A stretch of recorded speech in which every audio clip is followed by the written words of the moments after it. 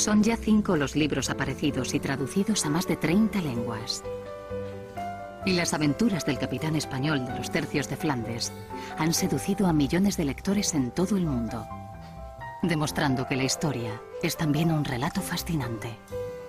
Un lector joven me escribió una carta hace tiempo diciéndome: señor Pérez Reverte, usted no sabe, pero yo sí lo sé, que Alatriste posó para Velázquez en un cuadro que es el Marte de Velázquez.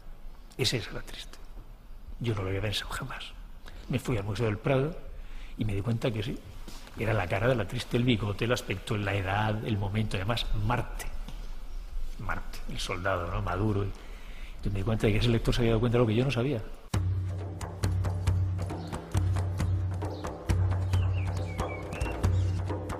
El plano de Tejera nos acerca al Madrid del siglo XVII, que aún sigue en pie. Lugares como la Plaza de la Paja, donde antes vivió la nobleza medieval y tuvo su palacio Isabel la Católica, y en el que se realizaba el registro de aguas.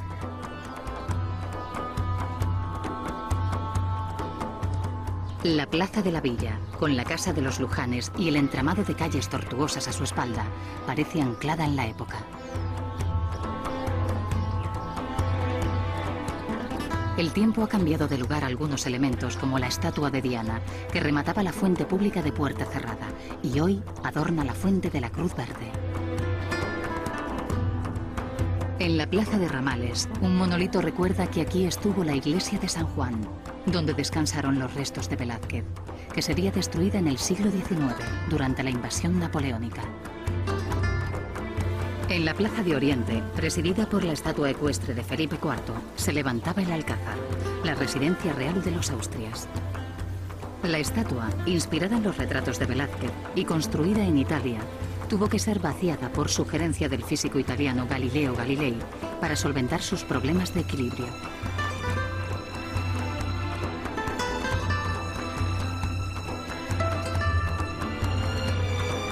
El clero también ejerció un importante mecenazgo, encargando a los artistas la renovación y decoración de sus edificios. Iglesias como esta de San Antonio de los Alemanes, adornada por Lucas Jordán, se llenan de frescos y retablos abigarrados, que hoy son admirados como joyas del barroco.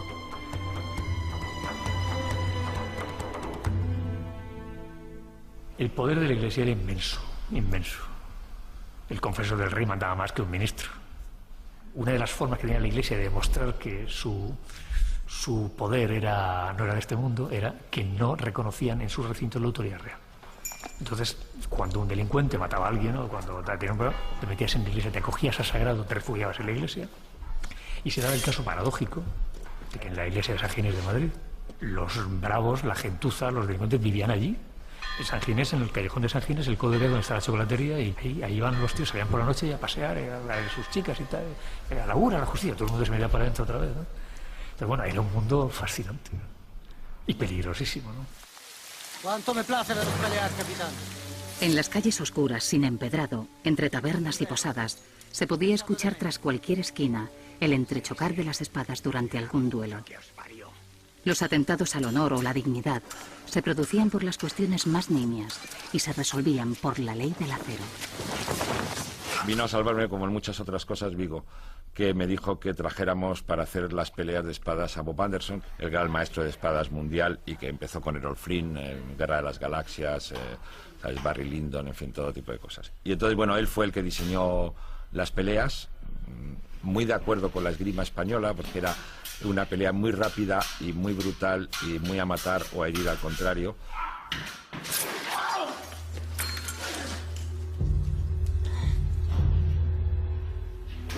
Bueno, yo tenía, por haber hecho El Señor de los Anillos, con Bob Anderson también, que era maestro de espadas para nosotros en esa trilogía, yo tenía experiencia en manejar espadas, pero eran espadas diferentes. La espada y daga es una cosa que ese tipo de lucha no se ha visto. Ha sido muy valioso para Thanos, para todos nosotros, porque se le ha dejado hacer las peleas, construirlas como a lo mejor eran entonces. En la sociedad del siglo XVII, la espada era un elemento más del vestuario, y al portador del arma se le suponía cierta categoría social. Es una espada larga, básicamente porque se utilizaba para la defensa personal. Esta no es un arma de guerra, era un arma estrictamente civil que se portaba para defenderse en la calle. Esta concretamente es característica porque es una espada de conchas con puentecillos, es típicamente española, con el pomo característico español, también achatado, aplanado, y es la que concretamente lleva el personaje de la Triste en la película. Esta es la daga vizcaína, concretamente es una daga calada, muy bonita, muy aligerada, se usaba la mano izquierda, se esgrimía poniendo el dedo en el recazo, de forma que con los planos separaban los cortes exteriores y separaban las estocadas interiores con el filo. En la escuela española había algunas setas que tenían nombres pues muy propios del siglo de oro, por ejemplo, pues la irremediable, la enarcada, la engavilanada. Esta en concreto se llamaba engavilanada. Consistía en una acción en que se utilizaba el gavilán inferior para sujetar la espada del contrario. Entonces, cuando él me tira la estocada al pecho, levanto, trabo con el gavilán y a continuación, sujetando, le hiero a él.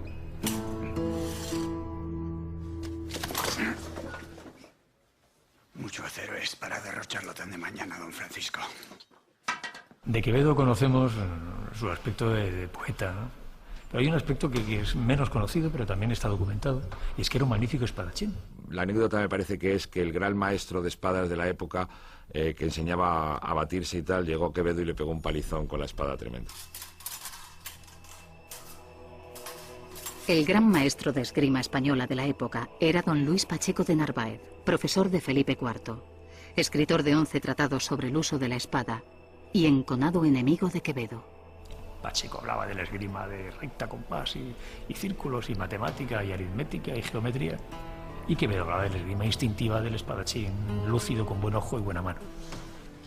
Ahora sois partidario de Olivares. Vamos, don Francisco. Nos conocemos desde hace demasiado tiempo. El enemigo de Quevedo es el mismo. Y las cosas que le recrimina al rey Quevedo en el memorial contra el conde duque Olivares, que le colocó debajo de la servilleta al rey mientras comía, es un acto terrorista de la palabra tan grande y tan arriesgado como la vida de la Triste. Diré lo que es justo y le pido al cielo que así me suceda cual fuere mi celo. Ministro tenéis de sangre y valor, que solo pretende que reinéis, señor. He allá, Felipe IV, que en el mundo eres famoso. Abre el pecho generoso, danos de tu sangre un parto. De quien nunca se vio harto del pan que le quita al pobre. De quien ha bajado el cobre, de quien tu reino ha vendido y venderá al mismo Dios. Líbranos. Líbranos, Señor, de todo mal. Amén. Amén. Amén.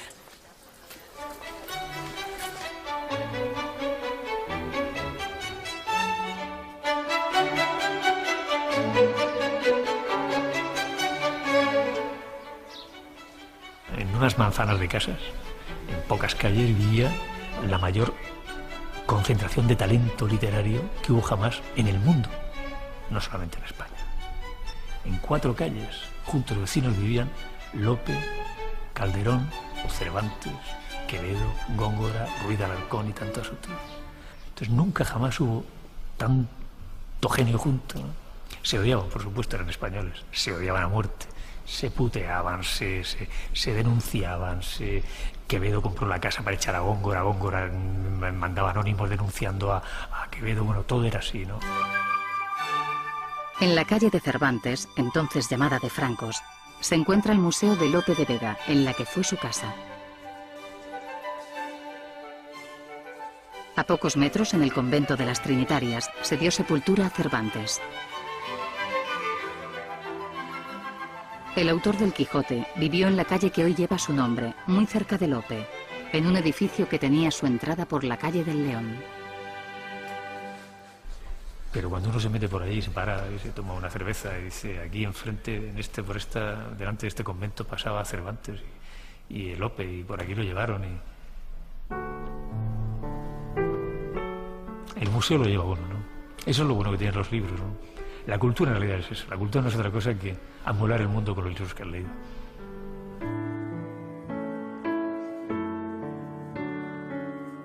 En sus obras, los autores